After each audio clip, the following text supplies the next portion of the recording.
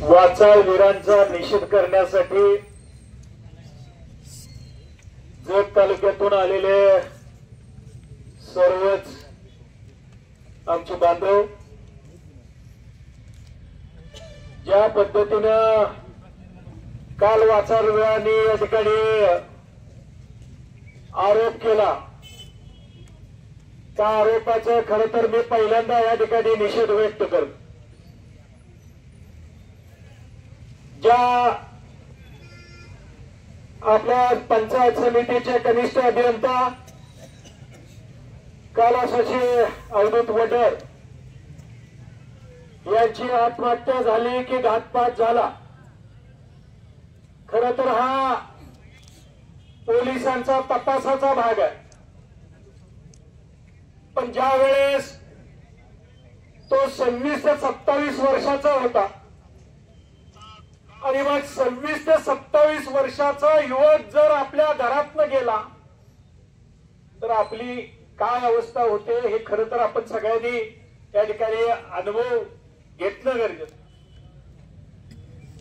आज जो काही तपासाचा भाग आहे तो तपासाचा भाग असताना त्या कुटुंबातील त्याच्या आईने आणि त्याच्या बहिणीनं, कारण तपासाचा भाग एखादा तक्रार केल्यानंतर आपण पोलीस स्टेशनला पहिला पोलीस स्टेशन आपल्याला काय विचारतं की तुम्हाला कुणावर संशय आहे का, बरोबर ना? पण आता त्या बहिणीनं आणि त्या आईनं जर संशयितांची नावं जर दिलेली असतील आणि ते पदाधिकारी जर तुमच्या पक्षाचे असतील आणि मग त्या युवकाला न्याय मिळण्यासाठी त्याची सखोल चौकशी करण्यासाठी ते तपासात पारदर्शकता आणण्यासाठी आम्ही या ठिकाणी त्याला आदरांजली वाहून या ठिकाणी एक आमचा निषेध या ठिकाणी व्यक्त केला। खरं तर त्यात कुठेही आम्ही कुणाचंही नाव घेतलेलं नव्हतं। आमची एकच मागणी होती की याची सखोल चौकशी झाली पाहिजे आणि दोषींवर कडक कारवाई झाली पाहिजे, हीच आमची अपेक्षा होती। पण ज्या कुटुंबाचा एक कर्ता पुरुष जातो आणि त्या कुटुंबावर एक जो काही आघात होतो आणि त्या आघाताच्या माध्यमातून जे काही त्यांच्या घरातले आरोप प्रत्यारोप केले तो तपासाचा भाग पोलीस स्टेशन करेल।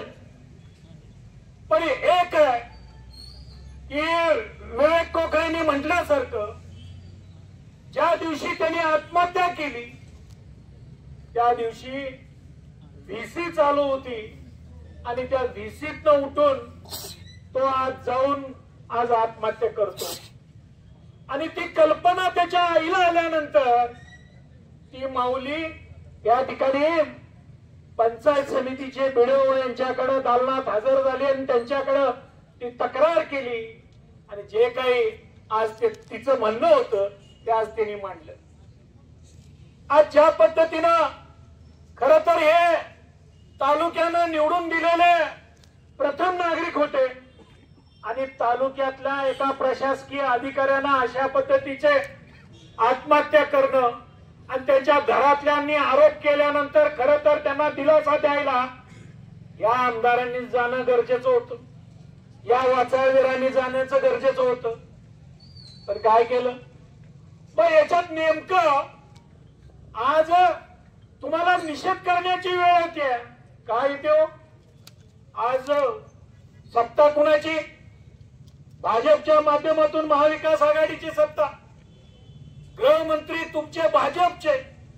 खरं तर तुम्ही असं स्टेटमेंट द्यायला पाहिजे होतं की जे कोण दोषी असतील त्यांच्यावर कारवाई झाली पाहिजे होतं, ते पहिल्याच दिवशी तुम्ही देणं गरजेचं होतं, पण ते केलं नाही। आणि ज्यावेळेस आम्ही त्याचं स्टेटमेंट दिल्यानंतर तुम्हाला त्याची बाजू घ्यावी लागते, ही सगळ्यात मोठी या तालुक्यातली शोकांतिका आहे। आणि आज आपल्या सगळ्यांना माहिती आहे की ज्यांच्यावर आरोप झाले त्यांनीच या तालुक्यातल्या ज्या रोजगार हमी योजनेचं सगळं वाटोळ केलं, कशा पद्धतीच्या त्या अधिकाऱ्यांच्यावर दबाव आणून एमबी तयार केले आणि फुकट पैसे लाटले, हे सगळ्या तुम्हाला तालुक्याला सगळ्यांना माहिती आहे. त्यात कोण दोघं आहेत का नाही? म्हणजे तालुक्याला सगळ्यांना माहिती आहे. मी नावच घेतो या ठिकाणी. त्यात प्रामुख्यानं सुनील पवार आणि कोण, सरदार पाटील आहेत का नाही? म्हणजे आज इथं बसलेले बरेचसे जण त्यावेळेस त्यांच्या बरोबर होते. व्हिडिओ जेलमध्ये गेला, त्यांची चौकशी करायला गेले नाही, पण व्हिडिओ रिटायरमेंट झाल्यानंतर त्यांना सोनं घालायला कोण होते हो पुढं? होते का नाही? पण याच सुद्धा खरं कुठं आज झालं पाहिजे. म्हणजे ज्या पद्धतीनं आज या जत तालुक्यातल्या सर्वसामान्य शेतकऱ्याला जर रस्ता पाहिजे असेल तर एमआरईजीएस योजना ही सगळ्यात मोठी एकच योजना होती. ती तिकडे प्रस्ताव तालुका झाल्यानंतर, पंचायत समितीला झाल्यानंतर त्याचा प्रमाण घेऊन या ठिकाणी त्या सर्वसामान्य शेतकऱ्याचा शेताला जाणारा रस्ता होत होता. आज या ठिकाणी मी एक जे आर आणलेला आहे की 2022चा जे आर आहे तो या ठिकाणी जवळजवळ मी मागे लागून शासनांकडे 45 किलोमीटरचे पानंद रस्ते या ठिकाणी आणले होते. आज तो जे आर माझ्या हातात आहे. मी वेळोवेळी त्या अधिकाऱ्यांच्याकडे, पंचायत समितीच्या बिडोकडे पाठपुरावा केला. कोणी अधिकारी पानंद रस्त्याचे म्हणजे त्यात करायला कुणीही धजत नव्हतं. का धजत नव्हतं? जो काही पहिला कारभार झाला त्यात 2 बीडीओ आणि मला वाटतं 1 डेप्युटी इंजिनियर सुद्धा या ठिकाणी त्याचं मोठ्या प्रमाणावर नुकसान झालं. म्हणजे एकीकडे तालुक्याचं नुकसान करायचं आणि मी नाही त्यातला गडीला वाचला. म्हणजे ही जर भावना या तालुक्यात जर आपण करू द्यायची नसेल तर याच पद्धतीनं येणाऱ्या काळात सुद्धा आपण या ठिकाणी या मोठ्या प्रमाणावर याचा निषेध व्यक्त केला पाहिजे. आज दुसरं वाचाळवीरांनी आणखीन एक सांगितलं की लवंग्याच्या कारखान्यासंदर्भात महाशयांना माहिती नसेल की लवंग्याच्या कारखान्याच्या जमिनी ह्या कारखान्याच्या रजिस्टर झालेल्या कारखान्याच्या नावावर आहेत आणि त्या जमिनीच्या माध्यमातून येत्या काळात आम्ही प्रोजेक्ट उभा करणार आहोतच. पण त्याच्या आधी आम्ही या जत तालुक्यातल्या सर्वसामान्य शेतकऱ्याच्या हितासाठी, सर्वसामान्य शेतकऱ्याच्या मुलाला नोकरी मिळण्यासाठी आज डफळापूर येथे श्रीपती कारखान्याची उभारणी सुद्धा केलेली आहे. हे सुद्धा त्या ठिकाणी सांगणं गरजेचं आहे. आजच्या वाचाळवीरांनी का मला या ठिकाणी तुमच्या माध्यमातून एक सवाल आहे वाचाळवीराला की तुम्ही पिठाची चक्की तर ह्या ठिकाणी काढली का? एमआयडीसी आमचे सांगतात की उंडीकर एमआयडीसी काढली. म्हणजे एकीकडे आतापर्यंत 8 ते 9 महिने झाले वेगवेगळ्या मंत्र्यांना आपण इथं आणलं. त्या मंत्र्यांच्या विभागाकडून नेमकं किती फायदा झाला या सर्वसामान्य जत पडल्या जनतेला, त्यांची कामं झाली का, हे सुद्धा आपण सगळ्यांनी विचारणं गरजेचं आहे. आज ज्या बहिणीचा भाऊ वारला त्या बहिणीच्या बाबतीत सुद्धा जो वारलेला आहे त्याच्या बाबतीत सुद्धा तुम्ही वेगळ्या प्रकारची चर्चा या ठिकाणी सुरू केली. त्या बहिणीच्या आणि त्याच्या दाजीच्या रिलेशनच्या बाबतीत तुम्ही चर्चा सुरू केली.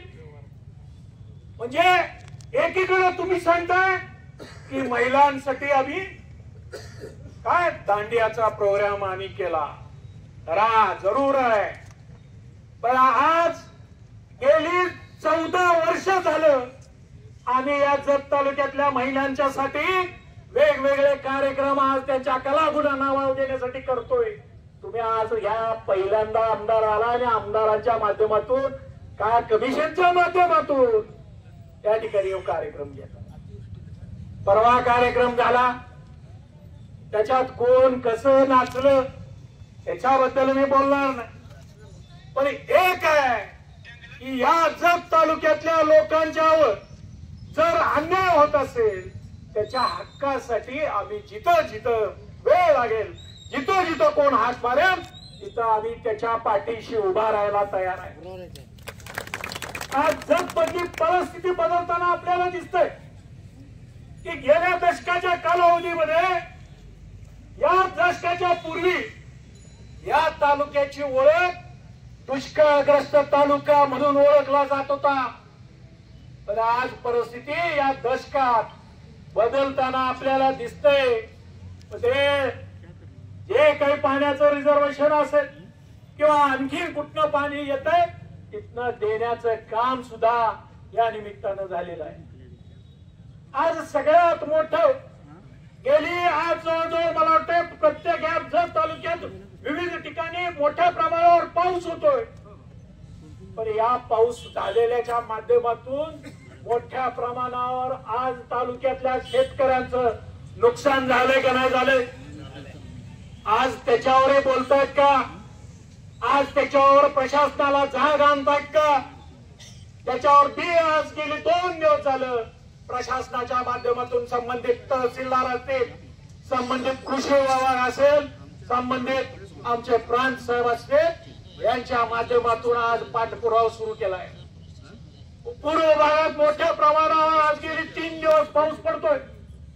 प्रत्येक पूर्व भागातल्या रानात आज जवळजवळ गुडघ्यापर्यंत पाणी साठलेलं आहे. आज त्यांचा कुठं पंचनामा होतोय का? आज मागणी केली आहे, आज दुपारपासून लोक सगळे आज येत आहेत तिथं, म्हणजे याच्यावर आपल्याला बोललं जातं का? आज एकीकडं जे वाचाळवीर आहे त्या वाचाळवीराच्या माध्यमातून आज महाराष्ट्रात जाती जातीमध्ये तेढ निर्माण करण्याचं काम सुद्धा यांच्या माध्यमातून झालेलं. एकीकडं मराठा ओबीसी, एकीकडं धनगर मागासवर्गीय, एकीकडं बंजारा, एकीकडं वंजारी, अशा पद्धतीचं भांडण लावल्याचं काम सुद्धा याच वाचाळवीरांनी केलेलं आहे.